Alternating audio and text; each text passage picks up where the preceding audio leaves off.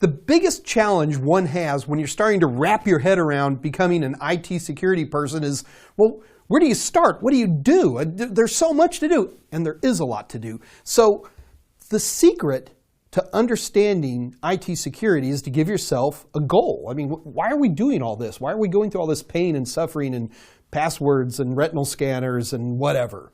And to help us keep our mind in the right place, what we turn to is something called the CIA of security. No, not this kind of CIA. What we're talking about is the CIA triad of security, or the goals of security.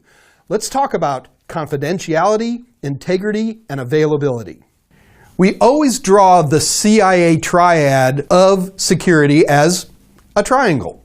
Now, each point of this triangle points to an important goal of security. Up top here, let's put confidentiality. Confidentiality, as it sounds, is simply the goal of keeping data secret from anyone who doesn't have the need or the right to access that data. Second is integrity. Integrity ensures that the data and the systems, everything stays in an unaltered state when stored, transmitted, and received. Equally, integrity can talk about things like no unauthorized modification, alteration, creation, or deletion of the data. The third one, and this is the one we tend to forget, is availability. We have to ensure that systems and data are available to authorized users when needed. It's so easy to forget that one, but these are the big three. The CIA triad is critical for us security types. It's like a mantra that we chant over and over again. Anytime we're doing anything in the security world, we say to ourselves, is this achieving one of the three goals of security? And it's something you're going to see all over the Security Plus, because it should be there. But there's a problem, and the problem is that a lot of security people feel that the CIA in and of itself really isn't enough. So what I'm going to do is I'm going to add a couple more things to our CIA triad. I'm going to add auditing and accountability, and I'm going to add non-repudiation. Let's watch.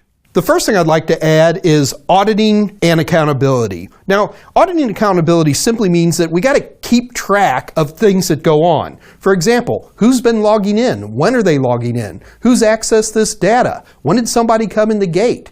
Who's made changes to something?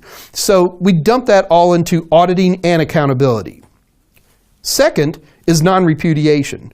Now, non-repudiation to some extent ties into accountability, because it basically means that a user can't deny that they have performed a particular action. So that does make it something in terms of accountability. But there's another aspect to non-repudiation that's very important. In the world of communication, it ensures that a user cannot deny having made some form of communication. And that, my friends, is the CIA of security.